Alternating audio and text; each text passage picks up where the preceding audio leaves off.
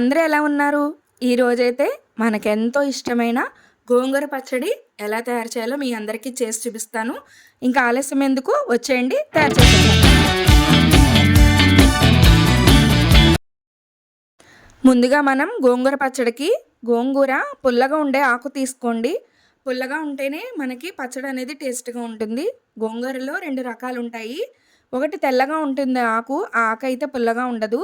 కాడ ఎర్రగా వచ్చింది మాత్రమే తీసుకోండి, అలా అయితేనే పచ్చడి మనకి టేస్ట్గా ఉంటుంది. నేను ఇక్కడ పుల్లగా ఉండే గోంగూర అయితే 4 కట్టలు తీసుకున్నాను. 4 కట్టల గోంగూరకి 100 గ్రాముల చింతపండు నానబెట్టుకోండి. ఈ పచ్చడికి నిల్వ ఉంటుంది కాబట్టి చన్నీళ్ళు పోయకూడదు.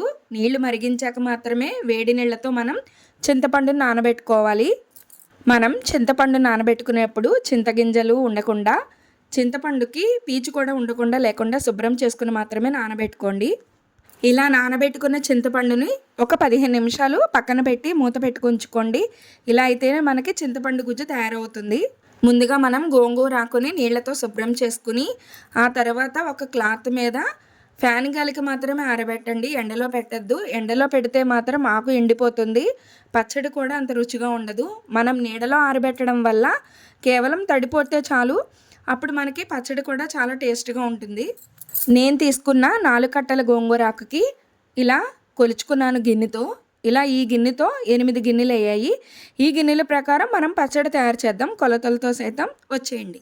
ఇప్పుడైతే ముందు స్టవ్ ఆన్ చేసుకుని పాన్ పెట్టుకుని అందులో పోపు సామాన్ వేసుకోండి. ఇందులో అయితే మనం పచ్చిశనగపప్పు వేయకూడదండి. ఆవాలు, మినపప్పు, జీలకర్ర, ఒక 4-5 ఎండుమిర్చి వేసి వేయించుకోండి. స్టవ్ సిమ్లో పెట్టి మాత్రమే వేయించుకోండి. గోంగూర పచ్చడికి కారం ఎక్కువ అవుతుంది కాబట్టి మనకి పోపు కారం అనేది ఎక్కువ కావాల్సింది కాబట్టి మనకి ఎండుమిర్చి అనేది ఎక్కువ పడుతుంది. నేను ఈ పచ్చడికి 8 గిన్నెల ఆకుకి 100 గ్రాముల ఎండుమిర్చి తీసుకున్నాను. నేను పోపు ఎండుమిర్చి అంతా వేగిపోయాక ఒక పళ్ళెంలోకి సెపరేట్ చేసేసుకోండి. నేను ఇక్కడ పప్పు నూనె తీసుకున్నానండి పచ్చడి కోసం. మీరైతే వేరుశనగ నూనె అయినా వాడచ్చు, లేకపోతే సన్ఫ్లవర్ ఆయిల్ అయినా యూస్ చేసుకోండి. ఇలా నూనె వేడెక్కాక మనం ఆరబెట్టుకున్న గోంగూర ఆకుల్ని ఇందులో వేసి కొద్ది కొద్దిగా వేసుకుని మాత్రమే ఇలా ఫ్రై చేసుకోండి సిమ్లో పెట్టుకుని. ఆకు వేగాక దగ్గర పడుతూ ఉంటుంది కాబట్టి కొద్ది కొద్దిగా వేసుకుని వేయించుకోండి. మనకి ఆకు ఉడకడం అనేది జరుగుతుంది. నెమ్మదిగా ఫ్రై చేసుకోండి. స్టవ్ ఇప్పుడు మీడియం ఫ్లేమ్లో పెట్టుకుని నెమ్మదిగా వేయించుకోండి. గోంగూర ఆకు నెమ్మదిగా మగ్గుతుంది. ఇప్పుడు మీరు మూత మాత్రం పెట్టద్దండి. ఆవిరి నీళ్ళు పడ్డాయంటే మాత్రం పచ్చడి బూజు కట్టే అవకాశం ఉంది కాబట్టి మూత పెట్టుకోకుండానే ఇలా వేయించుకుంటూ ఉండండి. అడుగున ఆకు మెత్తబడడం జరుగుతుంది. అలా పైన ఆకు పైకి జరుపుతూ కిందన్న ఆకు పైకి తిప్పుతూ అలా నెమ్మదిగా వేయించుకోండి. గోంగూర ఆకు కొద్దిగా పావుగంట టైం పడుతుంది, మీరు ఓపికగానే వేయించుకోండి. మనం ఎంత ఓపికగా ఆకును ఫ్రై చేసుకుంటామో పచ్చడి అంత రుచిగా ఉంటుంది. పచ్చడి అంతా ఈ ప్రాసెస్లోనే ఉందండి టేస్ట్ రావడానికి. ఇదిగోండి ఇప్పుడు ఉడికిపోయింది కదా, పచ్చడి అంతా మగ్గిపోయింది. ఒక గిన్నెలోకి సెపరేట్ చేసేసుకోండి. మళ్ళీ అదే పాన్లో ఆయిల్ వేసుకుని ఇంగువ మెయిన్ ఇంగ్రీడియంట్ అండి దీనికి, ఇంగు వేసుకోండి. నూనె పొంగుతుంది. ఇలాగా పొంగాక మనం ఉడకపెట్టుకున్నాం కదా చింతపండుని, వేడి నీళ్ళు పెట్టుకుని నానబెట్టుకున్నాం కదా, ఆ గుజ్జు తీసుకుని అందులో వేయండి. నేనైతే ఒక 6 స్పూన్స్ చింతపండు గుజ్జు తీసుకున్నాను.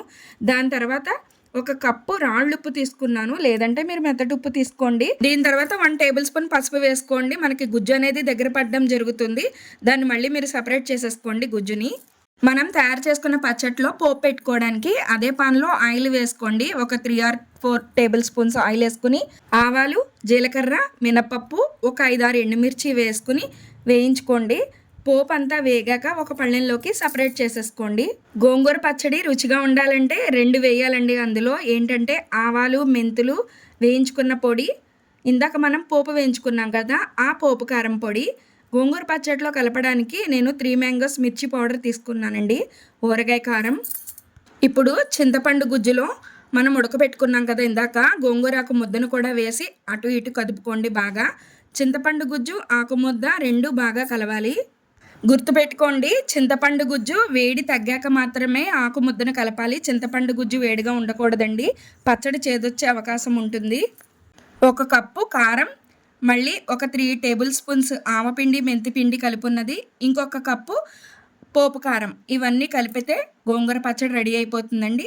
ఇక పచ్చడి కలిపాక మళ్ళీ నేను లాస్ట్‌లో ఒక కప్పు ఆయిల్ వేశాను. ఎందుకంటే పచ్చడి ఎక్కువ ఆయిల్ పీల్చేస్తుంది కాబట్టి గోంగూర పచ్చడికి ఆయిల్ అవసరం. ఇంక అంతేనండి, ఈజీగా తయారు చేసుకోవచ్చు మనం గోంగూర పచ్చడి. మనకి గోంగూర పచ్చడి పూర్తిగా చల్లారాక మాత్రమే ఒక గాజు సీసాలోకి గానీ, లేకపోతే నేను ఇక్కడ వీడియోలో చూపిస్తున్నాను కదా, దళసరిగా ఉండే ఒక ప్లాస్టిక్ డబ్బాలోకి గానీ సెపరేట్ చేసేసుకోండి, నిల్వ ఉంటుంది. ఇంకా ఎంతో రుచిగా ఉండే గోంగూర పచ్చడి తయారైపోయింది. మళ్ళీ ఇంకో అద్భుతమైన వీడియోతో మిమ్మల్ని అందరినీ కలుస్తాను. Thank you for watching.